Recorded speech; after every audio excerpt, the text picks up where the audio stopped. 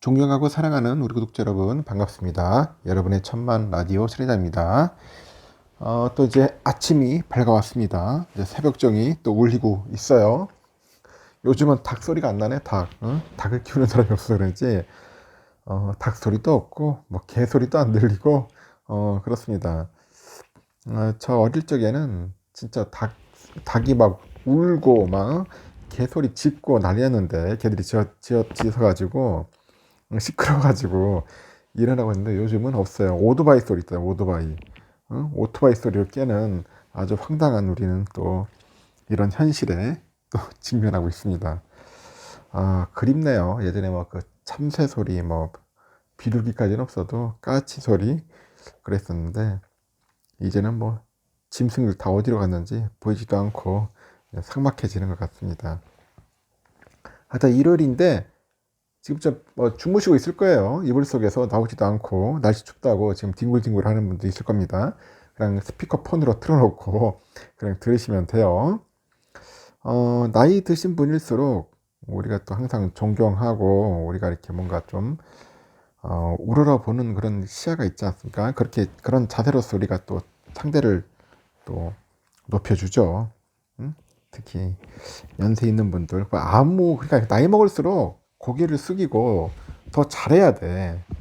예, 그래야지 젊은 사람들이 따라오고 하는 거지. 그렇지 않으면은 요즘은 뭐 꼰대 소리 듣고 거의 뭐 인간 취급 못 받습니다. 나이 먹을수록 잘해야 합니다, 진짜. 나이 먹을수록 더 겸손해야 한다. 저는 그 70대 서울대 교수의 그 뼈 때리는 그런 말들을 한번 제가 보게 되었어요. 70대 서울대 교수의 그 뼈 때리는 조언. 이분이 무슨 말을 했냐면은 그 본인 나이, 제 나이가 50세가 됐을 때 문득 이런 생각이 들었습니다. 더 늙기 전에 식스팩도 만들어 보고 새로운 외국어도 배워야 하지 않을까 하는 생각을 했대요. 50세가 되었을 때. 뚜렷한 계기는 없었습니다. 단지 세월이 덧없이 흘러가는 것이 아쉬웠던 거죠. 그렇게 20년이 지났어요. 20년이 지난 지금 70대 몸에, 70대 몸에도 식스팩을 장착을 했고, 일본어, 중국어, 프랑스어, 스페인어, 이걸 할 수 있게 됐답니다. 야, 대단하죠? 응? 웬만한 언어 하나 하기도 힘든데, 이렇게 다양한 언어를 구사할 수 있는 거예요. 일단은 제가 몸짱이 되고 다계국어를 이제 하게 되니까 매스컴을 통해서 널리 알려지게 되었죠. 어떤 사람들은 이렇게 댓글을 남기더군요. 저 사람은 재력이 있겠지. 난 돈이 없어. 저 사람은 여유가 있겠지. 난 시간이 없어. 저 사람은 두뇌가 좋겠지. 난 머리가 나빠. 뭐 이런 식으로 댓글을 달았다고 하더라고요. 그 만일에 그런 말들이 맞다면은 뭐 재력 넘치는 부자들은 모두 몸짱일 테고 시간 남는 백수들은 다계국어에 능통할 것이고 IQ 150 이상은 모두 성공을 이루었겠죠. 하지만은 현실은 전혀 그렇지가 않다는 겁니다. 핑계는 집요하고 끈질긴 속성을 가지고 있어요. 그야말로 다이하드의 속성을 가지고 있는 거죠. 시종일관 핑계를 대고 노력하지 않으면은 성장의 기회를 스스로 차버리는 겁니다. 공부에서도 운동에서도 성공에서도 사람들은 빠른 비법을 찾으려고 합니다. 이렇게 비법에 눈이 멀어서 오로지 비법만을 찾다가 안 되면은 쉽게 포기해 버리는 겁니다. 그러나 세상에 어떤 일이든지 성과가 있고 보람이 있는 일에는 비법 같은 건 없어요. 비법 같은 건 없다. 1시간 투자해서 2시간, 3시간의 효과를 얻을 수 있는 방법 같은 건 결코 없습니다. 꺾이지 않는 마음과 꾸준한 노력, 그 인생의 목표를 달성하는 유일한 비법이는 거예요. 유일한 비법. 꺾이지 않는 마음, 꾸준한 노력. 해내려는 마음과 꺾이지 않는 마음으로 하루를 한번 진지하게 여러분들 채워보십시오. 일단 시작하면은 여러분들 원하는 인생이 펼쳐집니다. 한번 해보세요. 꺾이지 않는 마음과 꾸준한 노력. 또 한번 삼성전자 한번 또 열심히 떠들어 보도록 하겠습니다. 여러분들 삼성전자는 뭐 매일 듣다 보면은 또 삼성의 도사가 되는 거예요. 저도 매일 하잖아요, 여러분. 쉬지 않고 계속 떠들고 있지 않습니까? 그러다 보니까 삼성의 사랑이 점점점 커지는 것 같아. 점점점 커집니다. 주가는 계속 떨어져가지고 계좌는 녹아 내려가도 저는 삼성에 대한 마음은 커지는 것 같아요. 이 사진을 보니까 이게 박정희 대통령이 1964년이네요. 64년 12월에 독일 함보른 탄광을 찾아가지고 탄광, 오랜만에 들어보네요. 300여 명의 파독 광보들과 파독 간호사 50여 명을 격려하는 그런 모습인 것 같습니다. 여러분, 만리타양에서 상봉하게 되니 감개무량합니다. 나라가 가난해서 조국을 떠나 남의 나라 땅에서 얼마나 노고가 많으십니까? 이곳에 외국인 근로 중에 한국인이 가장 근면하다고 하니 점점점 해가지고 이게 1964년 12월 10일 날 그 서독의 그 루르 지방 함보른 광산의 강당이라고 합니다.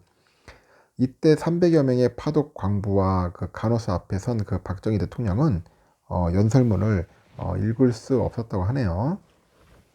국민 의례가 끝날 무렵에 곳곳에서 흐느낌이 있었고 시작됐고 애국가가 시작되자 강당은 눈물바다가 되었다고 합니다.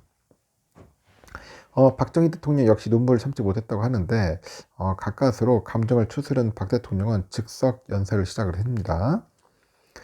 가족이나 고향 생각에 괴로움이 많을 줄 알지만 비록 우리 생전에는 이룩하지 못하더라도 후손을 위해 번영이 터전만이라도 물려주기 위해 우리 열심히 일합시다. 이렇게 이야기를 했던가 봐요. 1960년대 초에 우리 정부는 차관을 들여오기 위해서 백방으로 뛰었어요. 그 많은 나라들이 고개를 저었는데 서독은 차관을 제공하기로 했습니다. 문제는 담보였다는 거죠. 서독 정부는 광부와 간호사를 보내달라고 요청을 합니다. 이들의 월급을 담보로 차관을 받은 거겠죠. 이때 받은 차관은 경제개발 계획의 종잣돈으로 쓰였고 서독에서 어렵게 빌려온 자금이 결국은 대한민국 경제발전에 이제 밑거름이 된 겁니다. 이렇게 서독 광산의 눈물의 연설 이후에 약 60년이 지난 2022년 11월에 그 독일의 프랑크 발터 슈타인마이어 대통령이 이제 한국을 이제 방문을 한 거예요. 윤석열 대통령을 만난 그 다음 날이죠. 다음 날 이거 11월 5일인 것 같아요. 11월 5일 날 슈타인마이어 대통령은 경기 평택 삼성전자 반도체 공장을 향합니다. 그리고 그 이후에 한국 정부와 정계, 경제계 관계자들이 모이는 환영 리셉션에서도 독일 대통령의 관심사는 삼성전자였다고 하네요. 그런 삼성전자 고위 임직원들을 붙잡고 독일의 반도체 공장을 지어달라 그렇게 이제 부탁을 해요. 슈타인마이어 대통령이 꼭 만나야겠다고 생각한 사람들이 삼성전자 임원들이었다고 하는 것 같습니다. 이 사진 속의 인물이죠. 프랑크 발터 슈타인마이어 대통령하고 경기현 사장 그리고 최시영 사장이네요. 보니까 같이 사진을 찍고 있는 것 같습니다. 한 경제계 고위 관계자는 한국 대통령이 눈물을 흘리면서 차관을 달라고 서독에 요청한 게 불과 60년 전이다. 이렇게 글로벌 기업으로 성장한 삼성전자 덕분에 한국의 위상도 이제 크게 올라갔다고 하죠. 개발도상국들의 삼성전자에 대한 구애는 더욱 간절하다고 하는데 최근에 삼성, SK, 현대차, LG 등 주요 그룹 경영지들은 2030 부산 그 세계 그 박람회죠. 엑스포 유치를 위해서 개발도상국들과 돌고 있다. 그럽니다. 이 개도국 정상과 고위 관료들은 하나같이 국내 기업 경영진들의 손을 꼭 잡으면서 한국의 경제발전 노하우를 전수해달라. 꼭 공장을 지어달라. 이렇게 부탁한다는 게 해외 유치 활동을 하고 들어온 기업들의 공통된 이야기라는 겁니다. 개발도상국들의 경제발전에 대해 간절함은 말로 표현할 수 없을 정도라고 해요. 최근 동남아시아 한 국가 수반을 만난 국내 기업 고위 임원도 연신 고맙다는 이야기를 들었습니다.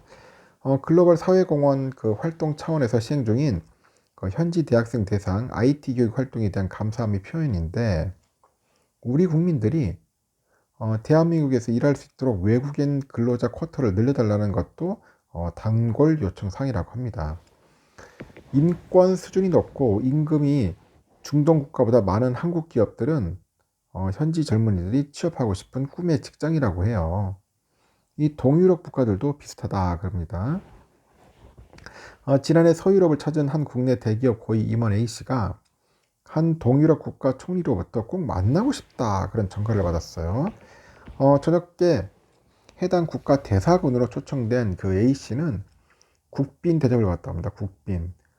동유럽의 국가 총리는 우리나라에 공정을 지어주면은 나는 가장 행복한 총리가 될 것이고, 그 A씨도 몸담고 있는 회사에 큰 이익을 줄 수 있는 행복한 사람이 될 것이라고 이제 강조를 하는 거죠. 다른 국가들은 이처럼 글로벌 기업의 공장을 유치하지 못해서 안달난 상황이야. 현재 안달난 상황이다. 무엇을 해줄 수 있을지 리스트를 만들어 제시하면서 기업 유치에 현재 발벗고 나섰다고 합니다. 정작 삼성전자, 현대차, LG전자, 하이닉스 같은 세계적인 기업을 보유한 한국의 상황은 조금 다르죠. 조금 다르다. 대기업 고위 관계자가 그래요. 기업이 공장을 짓겠다고 하면은 한국 정부랑 지방자치단체는 뭘 해줄지가 아니라 뭘 받을 수 있을지부터 생각합니다. 뭘 받을 수 있을지. 뜯을 생각만 하는 거야. 하여튼 그래요. 그 반도체 공장이 들어선다고 하면은 해당 지역에서는 반대 여론부터 먼저 나오는 게 보통이라고 말합니다. 삼성전자, 하이닉스 반도체 공장을 짓는데 10년 이상 걸리는 게 한국의 현실이라고 해요. 그 기업인들은 2, 3년 만에 속전속결 신축이 가능한 미국은 물론 중국보다도 느리다고 이제 언급을 하는 겁니다. 그리고 일부 정치인들은 더욱더 비협조적인 상황이라고 하죠. 이 정치인들이 문제예요, 보니까. 정부는 그 반도체 등 국가 전략 산업의 경쟁력 강화를 위해서 이제 세액 공제를 높이는 이 반도체 지원법의 국회 통과를 추진하고 있어요. 반도체 지원법의 국회 처리는 여전히 쉽지 않다는 평가가 있는데, 국회 그 기획재정위원회에서 여야가 합의점을 못 찾고 있고, 여당은 총 4조 2,600억 원에 달하는 그런 세원 감소분에 대한 대책이 필요하다 그렇게 주장을 하는 거죠. 이러는 사이에 삼성의 가장 강력한 경쟁사로 꼽히는 대만 파운드리죠. TSMC. 이 TSMC는 본사가 있는 대만뿐 아니라 미국, 일본 등에서도 대규모 투자를 시작을 했는데 이렇게 10조 원 가까운 추가 투자 계획도 내놓고 있어요. 높은 수준의 정부 지원에 힘입어서 충분한 투자 지원을 확보한 영향도 크고 있고 여기 대만은 정부에서 난리치고 있어. 어떻게든지 키우려고. 근데 우리는 반대다. 거꾸로 되고 있다는 거죠. 이 반도체 업계에서는 올해 불황을 돌파하고 기업들이 이제 성장 동력을 확보하기 위해서는 뭔가 정책적인 지원이 필요하다는 목소리가 있는데, 김기남 회장이 그래요. 지난 15일에 한 심포지엄에서 그 미국은 반도체 육성 예산 527억 달러 중 74%를 이 반도체 제조 인센티브로 편성한다. 그렇게 적어도 미국과 중국, 대만 등 경쟁국에 뒤지지 않는 이 뭔가 정책적인 지원이 필요하다고 이제 언급을 하는 겁니다. 이런 거 보면은 참 우리나라는 정치인들이나 아직 정부 관료들이 좀 정신을 좀 못 차리는 것 같습니다. 좀 안타까워요. 좀 뭔가 빠른 변화가 필요할 것 같습니다. 이른바 요즘 위성통신이죠. 위성통신이라 불리는 그 비지상 네트워크를 통해서 사막과 뭐 오지, 바다, 하여튼 어떤 환경에서도 통신 사각지대가 없는 그런 환경이 구축되고 있다. 그런 얘기입니다. 환경이 구축되고 있다. 그래서 삼성전자를 비롯해가지고 뭐 스페이스X, 뭐 애플, 퀄컴, 글로벌 IT 업체들이 그 관련 기술 상용화의 속도를 현재 내고 있다는 그런 이야기들이 하고 있습니다. 이 비지상 네트워크는 인공위성을 기지국처럼 활용을 해가지고 통신 환경을 제공하는 기술을 의미합니다. 그 해당 기술이 모바일 기기에 적용이 되면은 와이파이나 이동통신이 터지지 않는 그런 음영 지역이나 그 제 상황에서도 통신이 가능하다고 하나요. 현재 위성통신에 사용되는 위성의 종류는 위도 0도인 적도 36,000km의 상공의 원형 궤도인 그 GEO라고 하죠. GEO 정지 궤도하고 지상으로부터 2,000km 떨어진 인공위성 궤도를 활용하는 LEO 저궤도를 중심으로 해서 활용되고 있다고 합니다. 비교적으로 지상으로 더 멀리 떨어진 GEO, 이 GEO는 대용량 커버리지가 이제 가능하겠죠. 커버리지가 가능하고 가까운 LEO는 빠른 통신 속도가 장점이다. 뭐 그런 이야기를 합니다. 그래서 스페이스X가 지난해 그 러시아 우크라이나 전쟁 발발 당시에 그 우크라이나에다 위성 인터넷인 스타링크를 지원한 것은 그 위성 통신의 활용성이 가장 잘 나타난 사례 중 하나로 꼽히는 것 같아요. 스타링크. 참 그런 거 보면 대단해요, 진짜. 어? 테슬라가 참 대단한 게. 머스크 참 인물인 인물이다. 머스크. 전쟁 당시에 그 우크라이나는 통신 케이블 시스템이 필요하지 않는 그런 스타링크를 통해 가지고 지상으로부터 550km 떨어진 그 저궤도를 활용하면서 통신망을 뭐 신속하게 복구할 수 있었다고 합니다.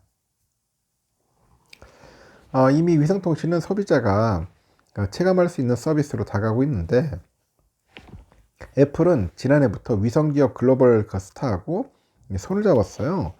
그 아이폰 14에 위성통신을 제공하고 있다고 합니다. 데이터 처리 능력이 긴급 상황 시의 구조 요청 등으로 인해서 현재 기능은 뭐 제한적이지만은 애플은 이를 위해서 4억 5천만 달러를 투자를 했어요. 화웨이 역시 이제 베이더 위성을 이용해 가지고 제한적인 문자 송신이 가능한 위성통신 스마트폰을 내놨다고 합니다. 그래서 올해 들어서 위성통신 서비스는 더욱 고도화되는 추세라고 해요.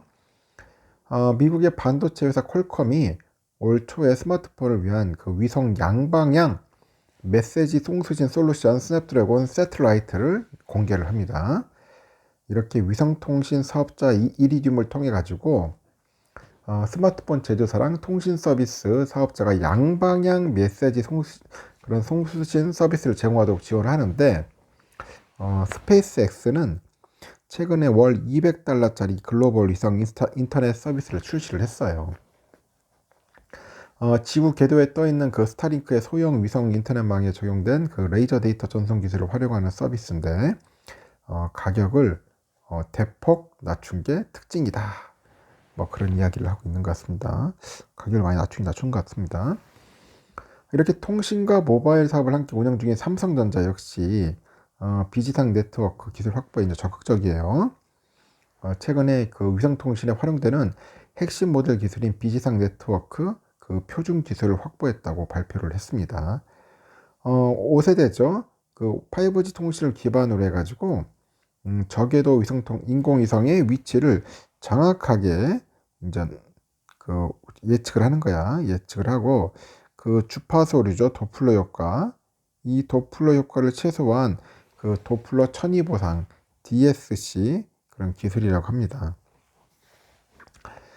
이렇게 해당 기술이 이제 상용화되면은 현재 애플 등이 구현하고 있는 그 단방향 문자 메시지 등을 넘어가지고 사진과 영상 등 대용량 데이터의 송수신이 가능해질 전망인데 삼성전자는 이동통신 표준화 그 기술 협력 기구의 그 최신 표준에 맞춰가지고 이제 개발이 돼요.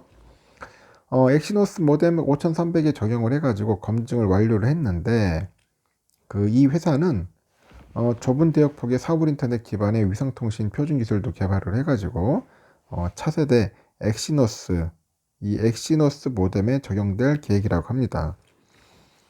삼성의 관계자도 향후 5G나 NB-IoT 기술이 적용된 엑시노스 모뎀을 이제 지속 발전시켜가지고 인공위성 기반의 5G 이동통신 상용화 시기를 앞당길 것이라고 하는데 6G를 기반으로 해가지고 한 그 만물 인터넷 시대의 필수 기술을 선제적으로 확보해 나가겠다고 이제 언급을 하는 거예요.